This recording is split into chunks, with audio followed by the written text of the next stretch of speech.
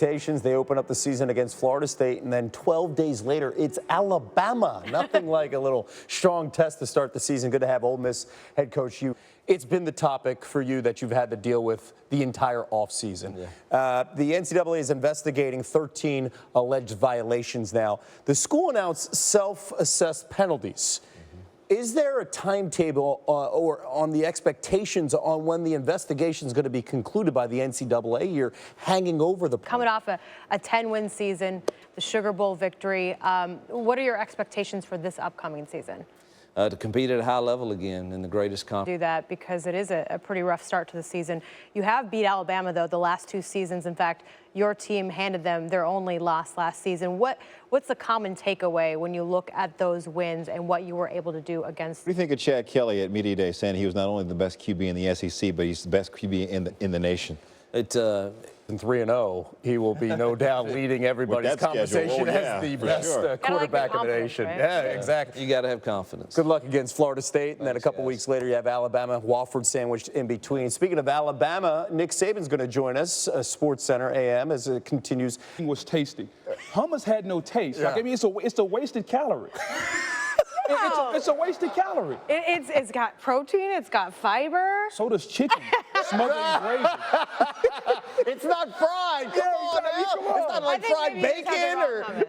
No. I'll make you some. No, please do. And Booger's the type of guy he likes to eat. Oh, love you look good now. He likes to eat back in the day. Love tasty food. If you make me hummus, I'll make you some hog crackling. Have you ever had those? No. Okay, it'll change your life. All right. Also your figure, but I don't discriminate. I like everything except for bell pepper. All right. Later on.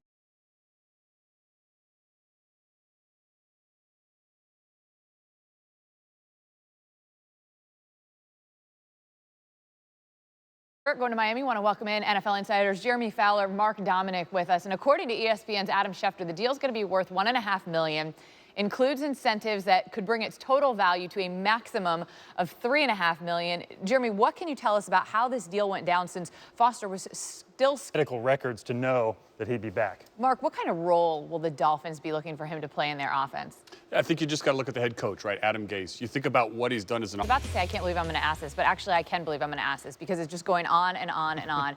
Ryan Fitzpatrick and the Jets. How much longer can this impasse go on as we are like inching closer and closer to training camps? Yeah, I think it has a chance to go for a little bit longer, just from the simple fact is that the Jets are for him, which is probably what he needs. I think all agree. And so he's looking around. The NFL would still be a focus if he can eventually get back to that, but I don't think a team is even going to give him a tryout right now, let alone sign him. Where would he be on a radar, Mark? He's not on the radar of an NFL club right now. And it's really the stuff you've been talking about, Jaymee.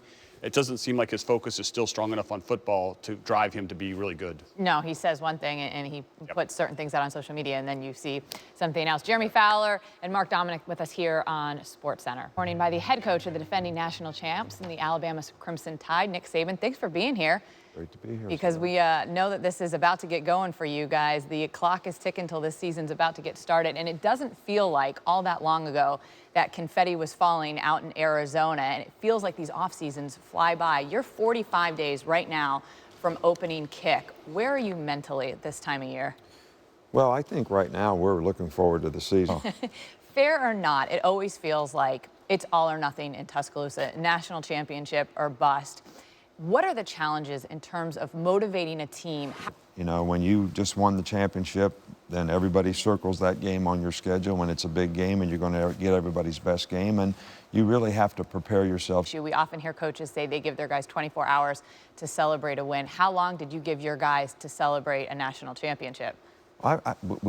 Business that's going to be front and center for Alabama football is, of course, the quarterback competition. And it's felt like for the last couple of years we're hearing there's a new quarterback at Alabama. So you've got Cooper Bateman, you've got Blake Barnett, you've got Jalen Hurts, you've got David Cornwell. How does one of them win the starting job? What specifically do they have to do for you to go and look at them and say, you're our guy? Here, we love quarterback competitions. Obviously, the media eats that stuff up. At what point, though, do you want it settled? Do you feel comfortable being like, I need to know this X amount of days before we go into week one?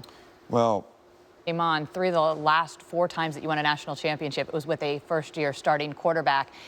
And that position is so important. How are you guys able at your program to take a guy that's never been your starter before and then just run him straight to the national championship? How do you do that?